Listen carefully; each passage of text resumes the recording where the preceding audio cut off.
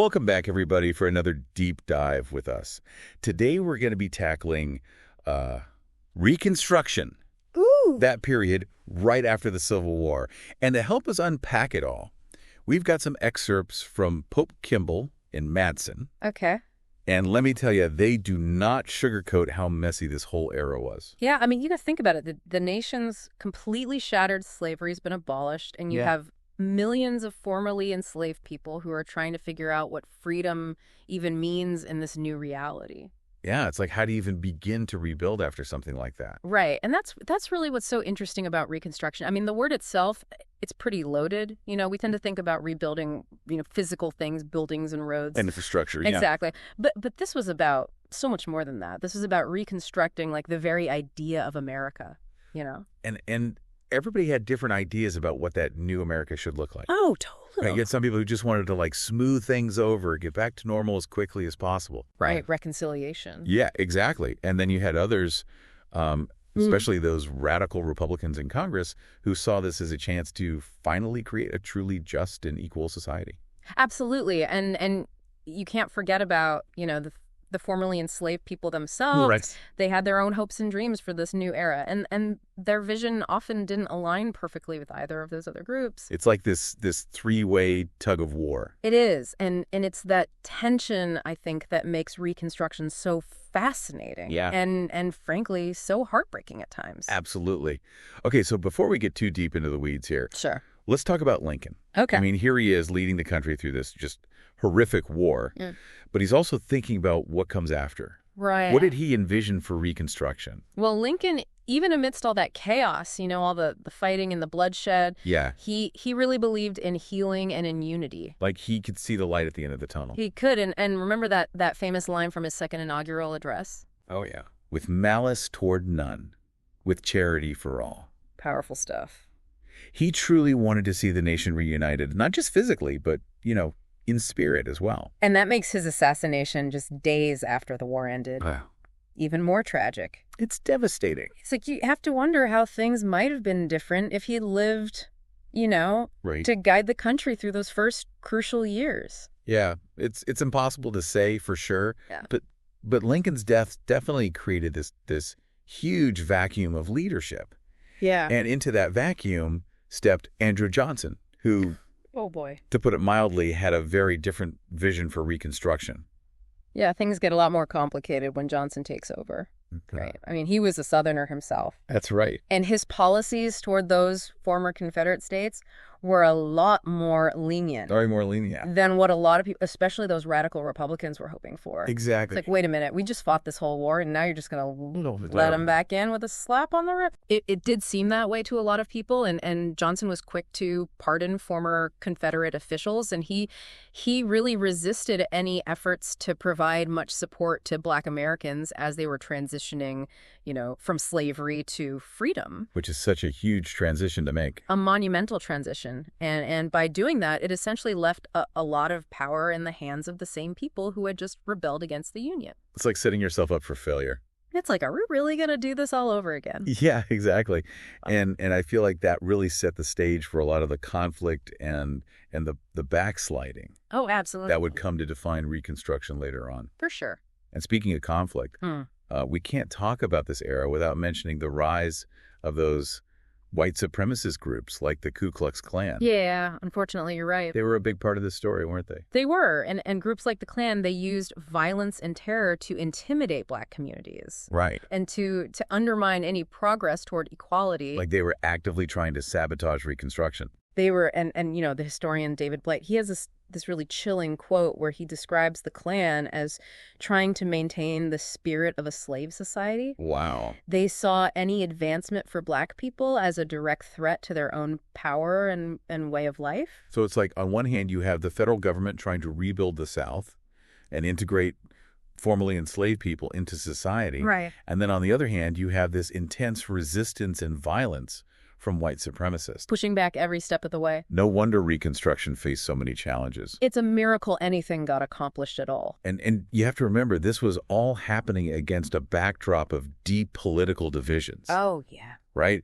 So you have Johnson dragging his feet on one side, and then you have this other powerful force at play, the radical Republicans in Congress. The radicals. Yeah, and they were furious with Johnson's leniency, and they pushed for a much more aggressive approach to Reconstruction. Absolutely. They wanted to hold former Confederates accountable. Right. And they really wanted to make sure that Black Americans were protected. I remember learning about them in school. Yeah. They were really committed to protecting the rights of Black Americans. They were, and their efforts led to some of the most significant legal changes in American history. Right. The 13th, 14th, and 15th Amendments, also known as the Reconstruction Amendments. Those are huge. They really reshaped the very fabric of the Constitution. Yeah, let's break those down a little bit. Okay. So the 13th Amendment officially abolished slavery, which is Obviously a big deal. a huge deal, but it doesn't stop there. No, it does not.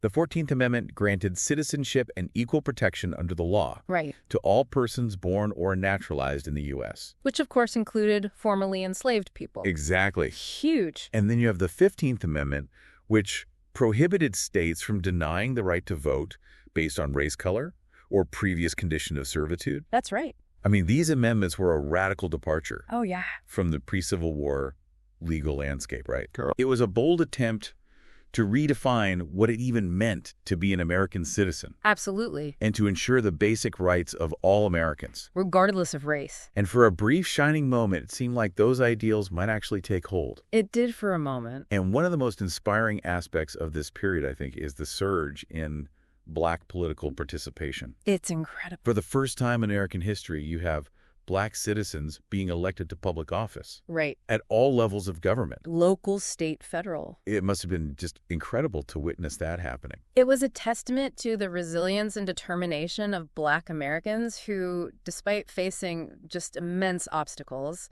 seized the opportunity to participate in shaping the nation's future. Yeah, we're talking about people like Hiram R. Revels, who became the first Black man to serve in the U.S. Senate. Imagine the power of that symbolism. Revels was appointed to the Senate in 1870 to fill the seat previously held by Jefferson Davis, the former president of the Confederacy. Wow. Talk about a complete turning of the tables. That's an incredible story. And it makes you wonder, what was it like for these newly elected Black officials? Right. What was it like to navigate the halls of power Yeah.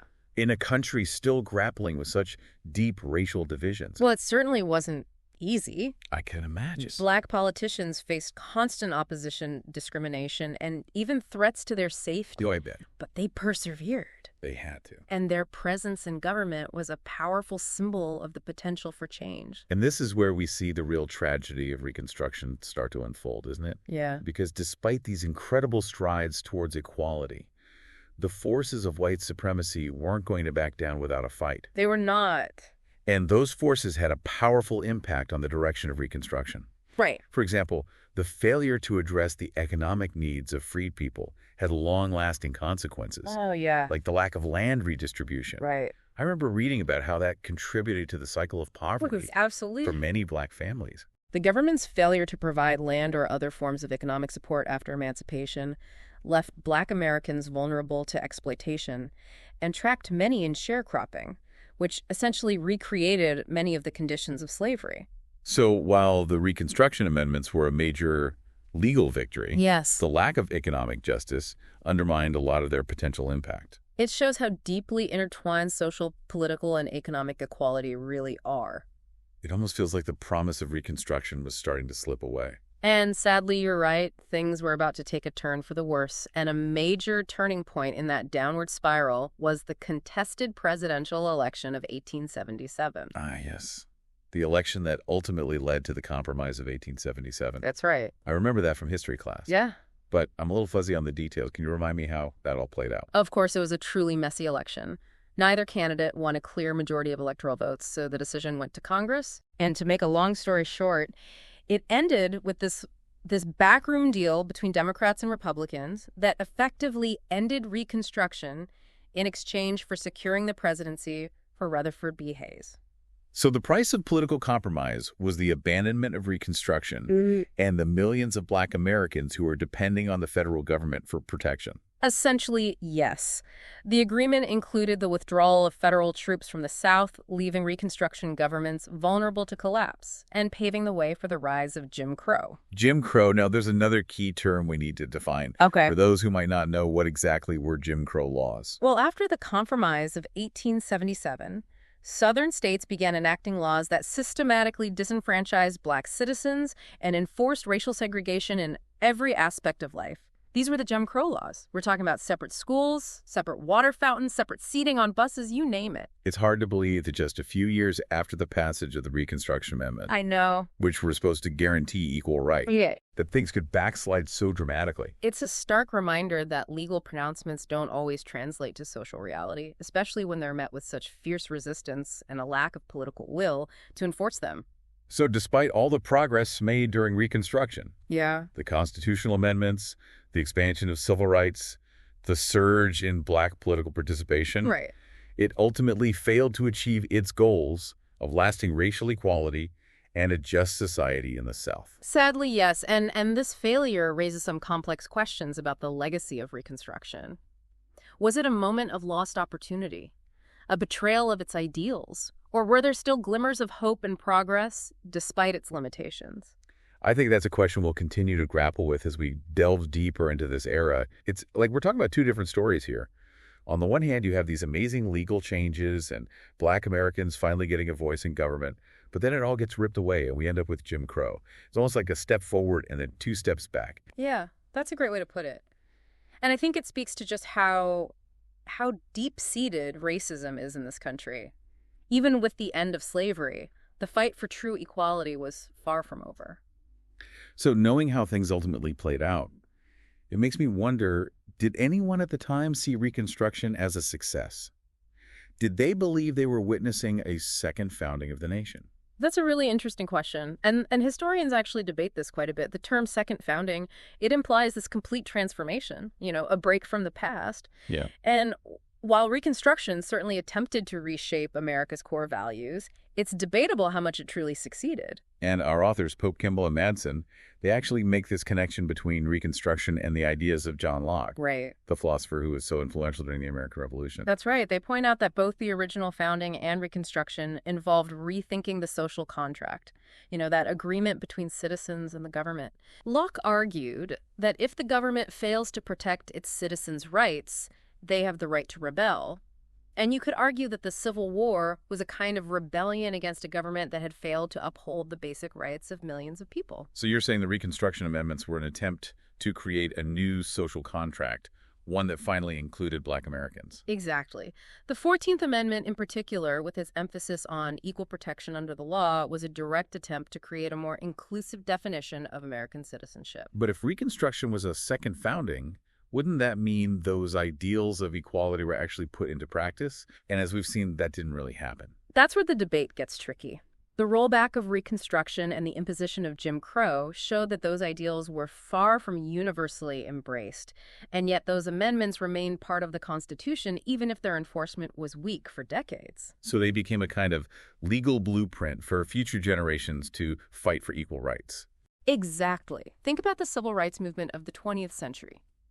Leaders like Martin Luther King Jr. constantly invoked the promises of those amendments, demanding that the nation finally live up to its stated ideals.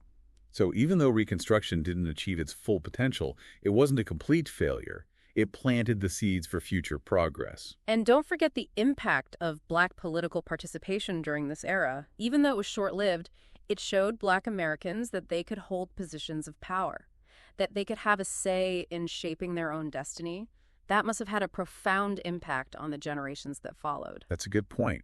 It's easy to get bogged down in the negatives, but there were moments of real hope and progress during Reconstruction. And those moments matter. They serve as reminders that change is possible, that even in the face of immense obstacles, people can fight for a better future. But at the same time, we have to acknowledge the long shadow cast by Reconstruction's failures. Yeah. Jim Crow was a direct result of those failures, and its legacy continues to affect us today. You're right. And I think one of the most enduring lessons of Reconstruction is that achieving true equality requires more than just laws. It requires a fundamental shift in attitudes, beliefs, and behaviors. And it requires economic justice, as we discussed earlier. The lack of land redistribution after the Civil War had a devastating impact on Black economic mobility for generations. Absolutely. The economic consequences of Reconstruction's failure are a stark reminder of how interconnected different forms of equality truly are. You can't have true racial justice without economic justice. So where does this leave us in terms of understanding Reconstruction's legacy? It seems like a complex mix of progress and setbacks, hope and disappointment. It is complex, and I think that's why it's so important to study this period. It challenges us to grapple with the contradictions of American history and to understand how the past continues to shape our present. For our listener, I think one of the key takeaways here is that history isn't just about dates and events. It's about understanding how those events continue to ripple through time, influencing our society and our lives today. Right. We can see echoes of Reconstruction in so many of the issues we face today. Voting rights, racial inequality, economic justice. It's all connected. So Reconstruction wasn't just a chapter in a history book. It was a turning point that continues to shape the American story. Absolutely. And that's why it's so important to keep these conversations going. We need to learn from the past, both its successes and its failures, so we can build a more just and equitable future. And speaking of the future, it makes me wonder what those involved in Reconstruction would think of America today. Would they be encouraged by the progress we've made, or disheartened by how much work remains to be done? That's a question worth pondering. I imagine they would have mixed feelings just as we do. There's no doubt that we've come a long way since the days of Jim Crow, but we also have to acknowledge that the legacy of racial and economic inequality persists in countless ways. It's a reminder that the struggle for justice is ongoing. It didn't end with Reconstruction, and it hasn't ended today. And that brings us back to the idea of the second founding. Maybe it's not something that happened at a specific point in time, but rather an ongoing process, a constant striving to create a nation that truly lives up to its ideals. That's a thought-provoking way to frame it. Yeah. It suggests that we all have a role to play in shaping this second founding and building a more just and equitable society. Oh, wow. So much to think about. I know, right? But before we wrap up, I'm curious, what stands out to you as like the most important takeaway from our deep dive into Reconstruction? Like if we had to boil it all down to one key insight for our listener, what would it be? That's a good question. Yeah. If we kind of step back and look at the big picture, I think the biggest takeaway is this. Reconstruction wasn't just this moment in time. It was a process this long and an unfinished journey towards a more perfect union. Right. And the ideals of Reconstruction, even though they faced so much resistance back then, they continue to shape how we talk about, race, equality, and justice in America today. I see what you're saying. Yeah. It's not just about understanding what happened back then. It's also about recognizing how it's still relevant to the conversations we're having right now. Exactly. Like you said earlier about those echoes of Reconstruction in debates about voting rights, affirmative action, even reparations. Exactly. And by digging into this period, we can understand how deeply rooted systemic racism is in our country. It's baked into our institutions and policies, It's not just a surface level issue. It's not. It's woven into the fabric of who we are. And Reconstruction teaches us that real equality doesn't come from just passing laws. It takes constant work activism and facing some hard truths about both our past and our present. So for our listener, what's the one thing you want them to remember about Reconstruction? What's that nugget of wisdom they should carry with them? I think the most important thing is this, Reconstruction was this incredibly bold attempt to create a true multiracial democracy in America. It was a moment where the nation tried to finally live up to its founding ideals of equality and justice. And yes, it ultimately fell short of its goals. Right. But it left a mark on American history that we can't ignore. It shaped the fight for civil rights and continues to inspire people to fight for a more just and equitable society. Beautifully put. It's been an amazing journey exploring this complex and crucial period with you. And for our listener, thank you for joining us on this deep dive into Reconstruction. It's been my pleasure. And as a parting thought for our listener, I'd leave you with this question. How do you think America would be different today if Reconstruction had actually achieved its goals of racial equality and justice? What would a truly reconstructed America look like? That's a powerful question to consider. It challenges us to imagine a different path for our nation. Yeah. One where those promises of equality were fully realized. And who knows, maybe by reflecting on those possibilities, we can find inspiration to continue the work of building that more just and equitable future. I certainly hope so, because the story of Reconstruction reminds us that progress is possible, but it requires constant vigilance and a commitment to fighting for what's right, even when the odds seem stacked against us. Thanks again for joining us on The Deep Dive. Until next time, keep learning, keep questioning, and keep pushing for a better world.